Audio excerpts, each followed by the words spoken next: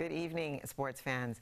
The West Indies began their tour of Ireland in disappointing fashion, crashing to a 124-run defeat in the opening one-day international series on Wednesday.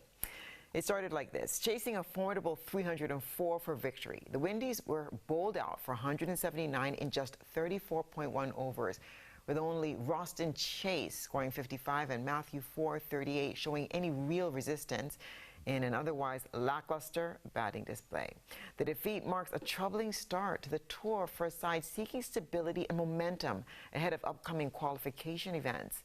Earlier, Ireland posted a commanding 303 for 6 after winning the toss and electing to bat. In response, the West Indies suffered a top-order implosion that all but ended the contest within the first 10 overs. Evan Lewis was run out early for 2, and a devastating spell from Barry McCarthy saw him remove Brandon King for 19, Casey Carty for 6, Amir Jangu at 0, and Matthew Ford finishing with figures of 4 for 32 in 7.1 overs. Captain Shea Hope was bowled out by Thomas Mays for just 2, and the visitors thumped a 31 for 5 inside 10 overs. A brief counterattack came from Justin Graves, who blasted a 17 ball for 35, including 7 boundaries, before falling to Josh Little. Roston Chase and Ford then added 98 runs for the 7th wicket, the only bright spark in an otherwise pretty bleak set of innings. But once Chase fell to Dockrell in the 32nd over, the end came relatively quickly. Dockrell cleaned up the tail to finish with 3 for 21 from just 2 overs, including the wicket off Alzari Joseph and Gudakesh Modi. The top-seeded Oklahoma City Thunder took Game 1 of the Western Conference Finals against the Minnesota Timberwolves on Tuesday night, pulling away for 114-88 with a win. The Thunder trailed by 4 at halftime before dominating the final 24 minutes, outscoring the Wolves 70-40.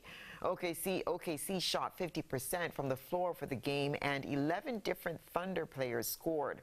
OKC held the Wolves to 88 points on 34.9% shooting. Julius Randle led the Wolves in scoring with 28 points, but 20 of them came in the first half. Anthony Edwards finished with 18 points, but didn't score in the fourth quarter.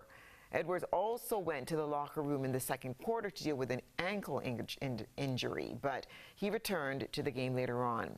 Minnesota shot just 15 for 51 from deep and were outscored 54 for 20 in the paint. The Thunder had 31 points off turnovers to the Wolves. According to Cleaning the Glass, Minnesota shot just 6 for 12 at the rim and 4 for 12 on short mid-range shots. Oklahoma City's defense was dominant. The Wolves, who lost just 2 games in the first 2 rounds against the Lakers and Warriors, were playing for the first time since last Wednesday.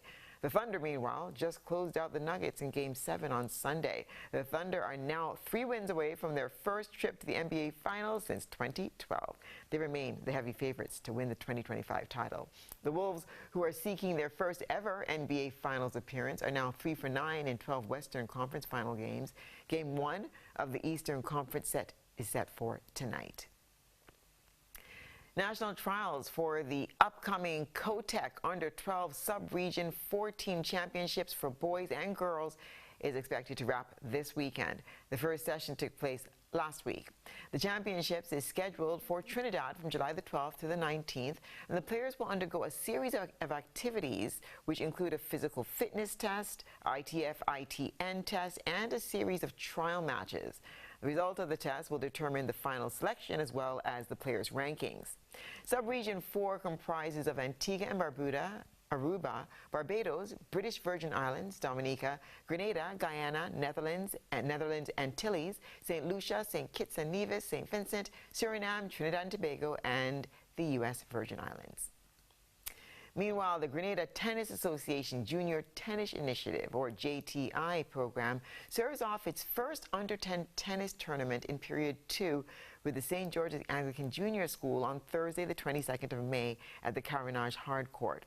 The competition will see boys and girls that are involved in the JTI development program compete against each other in singles and doubles round. Prizes will be awarded to the first 3 positions in each category.